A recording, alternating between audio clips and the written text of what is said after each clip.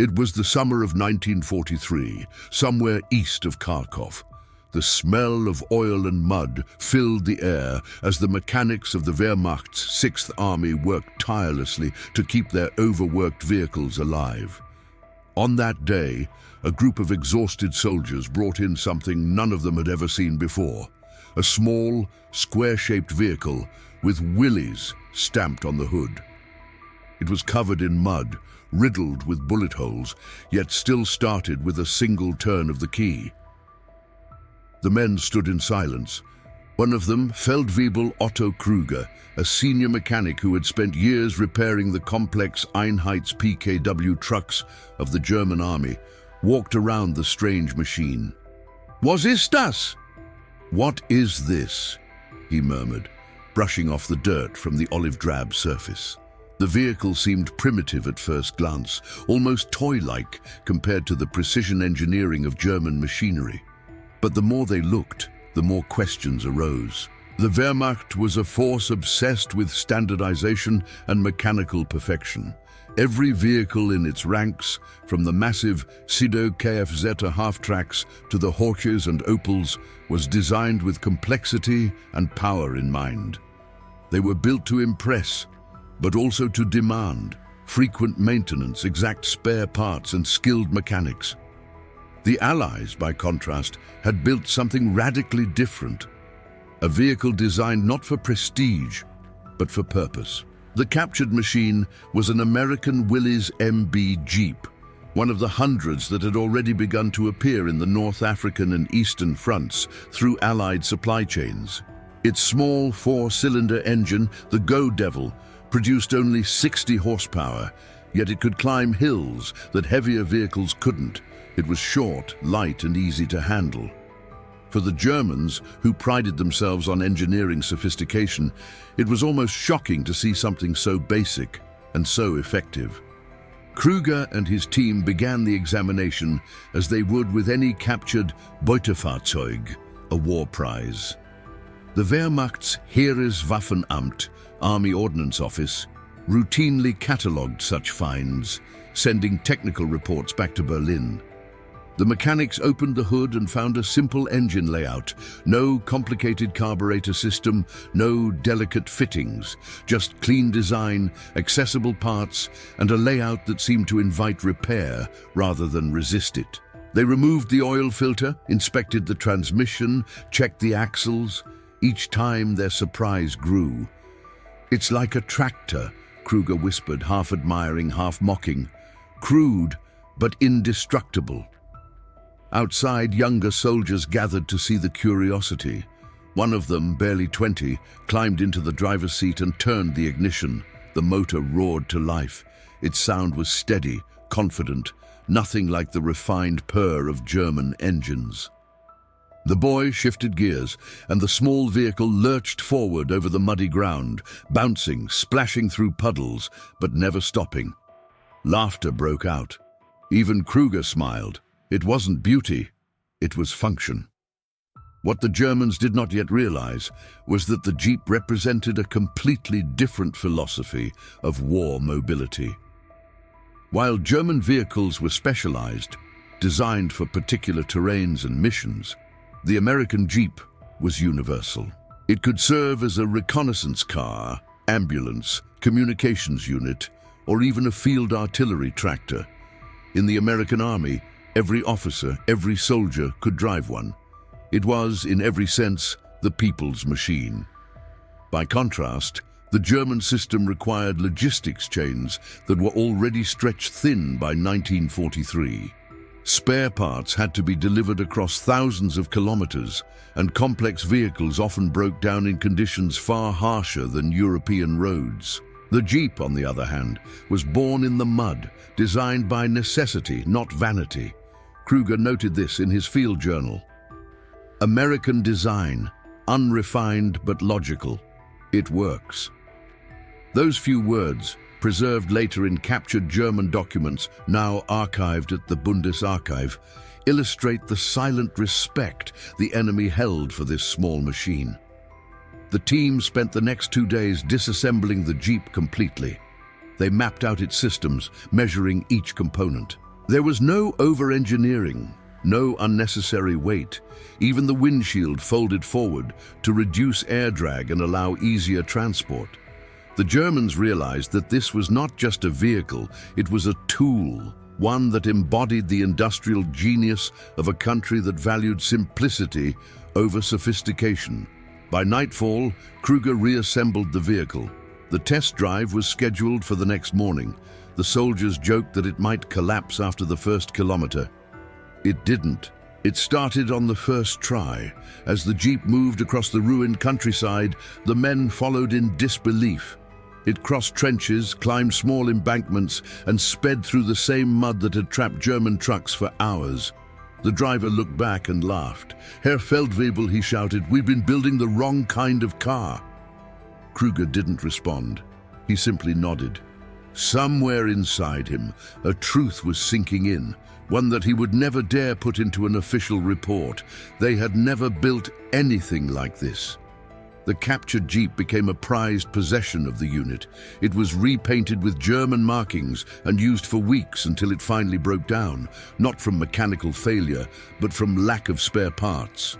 The soldiers buried it in a shallow trench near the workshop, covering it with earth. Years later, when historians uncovered the site, they found the Willys still intact, a silent witness to a moment when even the proud engineers of the Wehrmacht had to admit respect for the enemy's machine. When dawn broke over the grey Ukrainian fields, the workshop came alive again. The captured Willys Jeep stood at the center like a patient on an operating table. Its hood was open, its components neatly arranged on makeshift benches.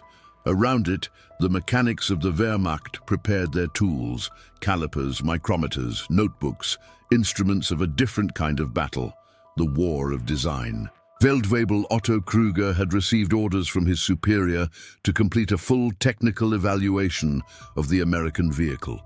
His report would be forwarded to the Heereswaffenamt in Berlin, the Army Ordnance Office responsible for assessing captured materiel, known in German as Beutefahrzeuge. What had started as curiosity had now become official military procedure. They began by examining the engine, the heart of the little beast. The Americans called it the Go Devil. A 2-liter inline-4, 60 horsepower at 4,000 RPM. To the German eye, it looked crude. Cast iron block, simple carburetor, no unnecessary fittings. But it was precisely this simplicity that impressed Kruger. Every component was accessible. Every screw, every hose, every filter could be replaced in minutes without specialized tools. In German vehicles, by contrast, such tasks often required partial disassembly of the bodywork. As Kruger noted in his journal, "It is not refined, but it is honest." The men drained the oil, checked the pistons, and were astonished at the tolerances.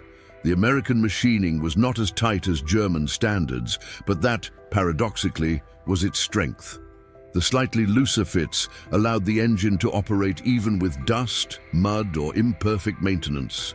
German engines, built with surgical precision, would seize in such conditions. The cooling system was equally pragmatic. Instead of intricate radiators or pressurized systems, the Jeep used a simple belt-driven fan and gravity-fed circulation. It was less efficient in theory, but far more resilient in practice. The mechanics exchanged looks, the kind of silent understanding that passes between men who know machinery. This was no accident of design, it was philosophy. They moved next to the suspension and chassis, four-wheel drive, a rare feature in most Wehrmacht light vehicles. Kruger's men crawled beneath the frame, inspecting the transfer case, axles, and drive shafts. The articulation was astonishing. The Jeep could twist and bend across terrain that would snap the axles of a heavier vehicle. Leaf springs instead of complex coil systems, simple mechanical joints instead of fragile hydraulic linkages. It was a masterpiece of ruggedness. In a comparison chart they kept pinned to the wall, the Jeep's weight stood at barely 1,100 kilograms. The German Einheits-PKW der Wehrmacht, its closest counterpart, weighed nearly twice as much and required far more fuel. The Jeep's four-wheel drive allowed it to move effortlessly through mud where the German vehicle's rear-wheel traction failed. Kruger turned to his assistant, Unteroffizier Meinhardt, and said quietly, "If every German platoon had one of these, we would never be stuck again." But beyond performance, the Americans had achieved something that fascinated the Germans even more: interchangeability. Parts from one Jeep fit another, regardless of manufacturer. Whether it came from Willys or Ford, a bolt, a gear, or a piston could be swapped without modification. In Germany, such uniformity was almost impossible. Each manufacturer, Horch, Steyr, BMW, used proprietary designs, complicating supply chains. The more they examined, the more respect grew beneath their disciplined exteriors. Kruger's team even measured the thickness of the steel and noted the clever use of flat panels, which made production faster. "A vehicle built for war, not for prestige," one of them remarked. In the afternoon, they tested the electrical system, 6 volts only, basic but functional. The ignition wiring was color-coded, an innovation few German vehicles used at the time. Even the dashboard told a story of efficiency: 3 gauges, 1 switch, and a simple hand choke. No ornamentation, no wasted motion. By the time the sun began to fall, they had completed a full teardown. The Jeep lay in pieces, engine on one side, chassis on another, instruments arranged like bones waiting to be reassembled. Yet in that disassembly, the Germans discovered an unexpected truth. The vehicle's genius was not in what it had, but in what it didn't need. That night, Kruger wrote his formal evaluation. His report, fragments of which survive in post-war Allied archives, read: "Enemy vehicle, light four-wheel drive car, Willys MB type. Engine robust, layout efficient. Simplified maintenance allows continued operation under field conditions. Production methods emphasize practicality over precision. Result: a superior field vehicle for mass deployment." Those words, later translated by American intelligence officers, were among the earliest acknowledgments within the Wehrmacht of the Jeep's revolutionary design. To fully appreciate what the German mechanics saw, one must understand the cultural divide between two worlds of engineering. In Germany, engineers were trained in the tradition of technische Perfektion, technical perfection. Machines were designed as expressions of national pride, meticulously crafted, often overcomplicated. In the United States, engineering followed the principle of standardization and simplicity. Make it cheap, make it easy, make it work. For the German mind, encountering the Jeep was like discovering an alien species of machine, one that sacrificed elegance for endurance, precision for practicality. Yet in war, it was this philosophy that would win. When morning came, Kruger's men began reassembling the Jeep piece by piece. The vehicle responded like a patient awakening from surgery. The engine turned, the gears shifted, the wheels aligned. Within hours, it was whole again and ready for the ultimate test, the field trials. As the men stood back, wiping grease from their hands, one whispered to another, "We could build this in a week if only we had the materials." The remark hung in the air. In 1943, Germany no longer had that luxury. By the third morning, the German mechanics were ready for the next step, the field test. The Willys Jeep, reassembled piece by piece, stood gleaming in the dim dawn light of the Eastern Front. Its olive paint was now marked with small German insignia, hastily brushed on the sides. A white Balkenkreuz, the Iron Cross of the Wehrmacht. To anyone passing by, it might have seemed like just another captured prize, but to Feldwebel Otto Kruger and his team, it had become something more, a mystery of foreign engineering that demanded respect. The previous 2 days had been spent studying every bolt and bearing. Now it was time to see whether that primitive American design could prove itself in the mud and misery of the eastern steppes. The soldiers gathered near a shallow ridge outside their camp, a patch of frozen mud strewn with shell craters and broken fences. It was an impromptu test track carved by war. Unteroffizier Meinhardt volunteered to drive. He was younger, curious, with a mechanic's hands but a racer's confidence. Kruger nodded and stepped aside. The small four-cylinder engine started instantly, its coarse rumble echoing across the fields. German trucks nearby coughed and sputtered in protest, their engines reluctant in the cold, but the Jeep purred steadily, ready to move. The first trial was simple, a climb up a muddy incline. The Wehrmacht's own Kübelwagen, Volkswagen's lightweight military car, often struggled here. Despite its engineering brilliance, it was rear-wheel drive, designed for paved roads and dry sand. As Meinhardt eased the Jeep forward, the 4x4 transmission engaged with a satisfying mechanical click. The tires dug deep into the mud, throwing clods into the air. Slowly but surely, the vehicle climbed, cresting the hill with minimal throttle. A murmur ran through the crowd. Kruger smiled faintly, not in amusement, but in disbelief. Then came the second test, a trench crossing. The mechanics measured a 2-meter gap and placed planks beside it to simulate broken terrain. Meinhardt reversed, accelerated, and the Jeep leapt forward. Its front wheels lifted, landed cleanly on the opposite side, and pulled the rest of the body across without scraping the undercarriage. The onlookers erupted in laughter and applause, a rare moment of levity on the front. "If only we had a dozen of these," someone muttered. Next came endurance. The Germans filled the fuel tank with a mix of captured Soviet gasoline, poor quality, low octane. To their surprise, the engine ran without hesitation. Even when partially diluted with water, the motor continued to function.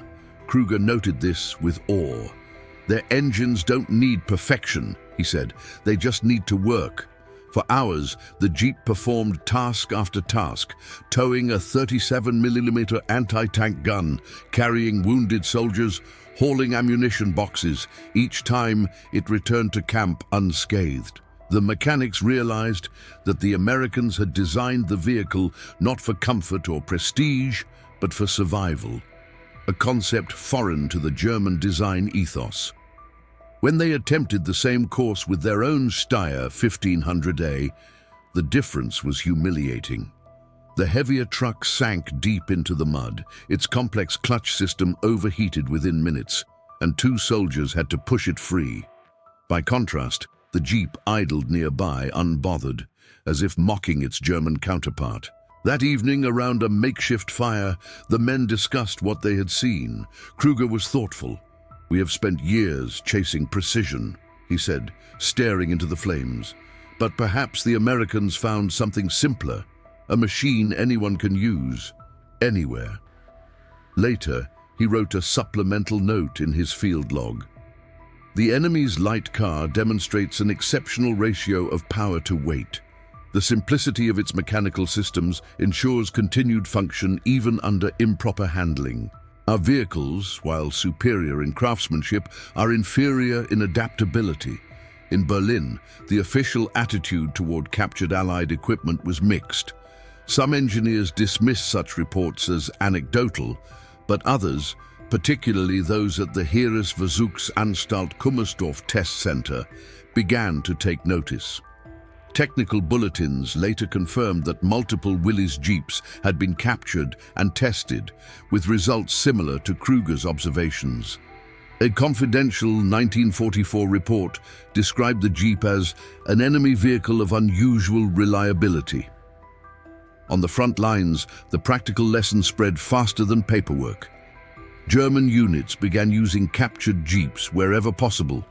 They repainted them, fitted them with German radios, even mounted MG-34 machine guns on the frames. Soldiers called them Beute Jeep, the booty Jeep. To many, they became more than spoils of war. They were the best utility vehicles they had ever used. Weeks later, when the Jeep's differential finally failed, not from design flaws, but from exhaustion, Kruger refused to discard it. He salvaged parts, repaired what he could, and kept the vehicle operational long past its expected life.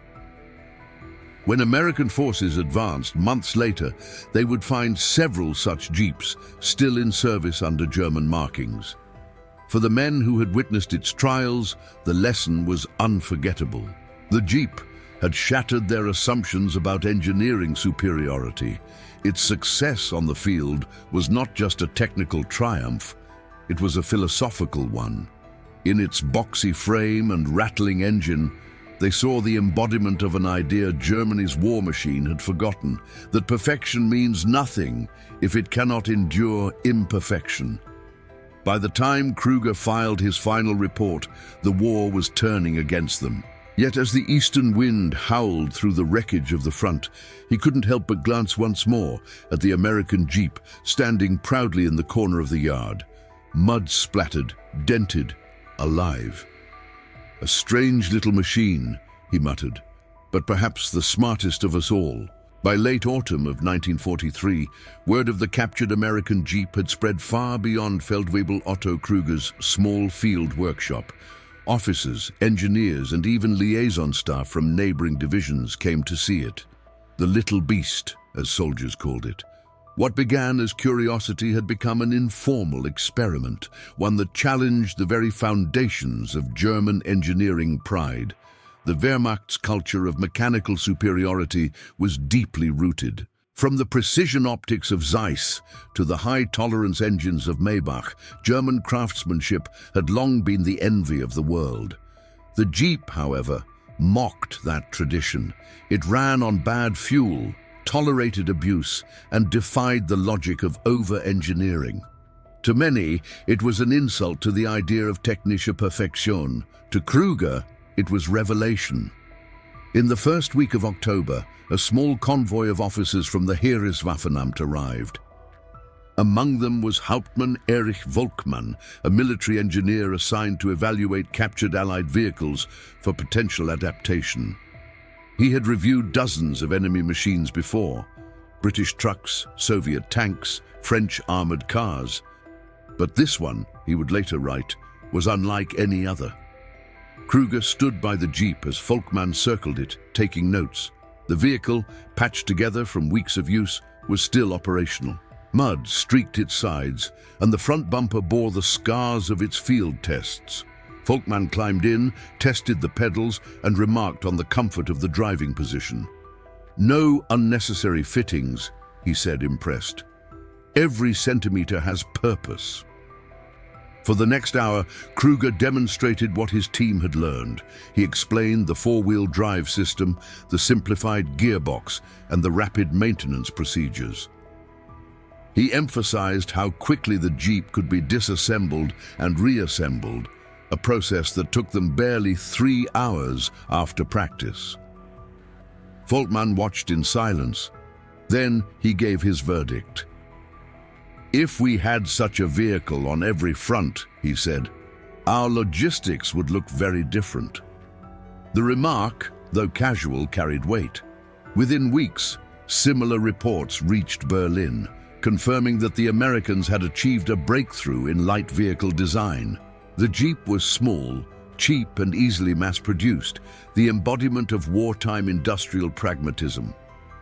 Kruger's evaluation was appended to the official Wehrmacht technical bulletin Merkblatt D 65643, Feindgerät im Feldeinsatz, enemy equipment in field use. The document acknowledged, for the first time, that certain captured vehicles surpassed German counterparts in operational efficiency. It was not a public confession, but those who read between the lines understood its meaning. Inside the Wehrmacht's technical divisions, the reaction was mixed. Senior engineers at Daimler and Hoch dismissed the praise as sentimental nonsense. "A tractor with seats," one designer sneered. But the men at the front knew better. They had driven it. They had seen it survive. In field units across Ukraine and the Balkans, captured jeeps began appearing in German service. Mechanics repainted them, added extra fuel canisters, and labeled them Beutewagen. They carried officers, reconnaissance teams, and medical staff. Some even served as command vehicles for panzer divisions. Each time a German soldier climbed into one, the silent admission deepened. The enemy had built something better. One surviving account from a Wehrmacht driver preserved in the Bundesarchiv reads, "We called it der kleine Teufel, the little devil. It went everywhere, mud, snow, rivers. Our own trucks would stall, but the American would laugh and keep going." As winter approached, Kruger's Jeep was still running. The bitter cold froze the oil in heavier vehicles, but the Willys started every morning. Soldiers from nearby units brought their engines to Kruger for inspection, asking him to make them run like the American. He would smile, shrug, and point to the simplicity of the design. "We build pianos," he said. "They build hammers." Meanwhile, German High Command began exploring the possibility of producing a similar vehicle. Proposals circulated under the codename E-Auto Type A, but the industrial chaos of late-war Germany made such ambitions impossible. Steel was scarce, factories bombed, manpower exhausted. The Wehrmacht's own light vehicle program had already collapsed under complexity and cost. In his final wartime report, Kruger concluded with words that would later astonish Allied historians. "Our enemy's strength lies not only in numbers, but in design philosophy. The Jeep is a soldier's vehicle, not an engineer's toy. It does not ask for care, it gives service." The report reached Berlin, but was soon buried under piles of paperwork as the war turned catastrophic. Yet fragments of his assessment survived, translated by Allied intelligence officers after 1945. In post-war interviews, when asked what weapon impressed him most, Kruger did not mention tanks or aircraft. He said simply, "The American Jeep. It was the machine that never stopped." Among the ruins of a collapsing Reich, the little captured Jeep remained a quiet symbol, a machine that had humbled an empire obsessed with perfection. For the men who worked on it, it was more than a vehicle.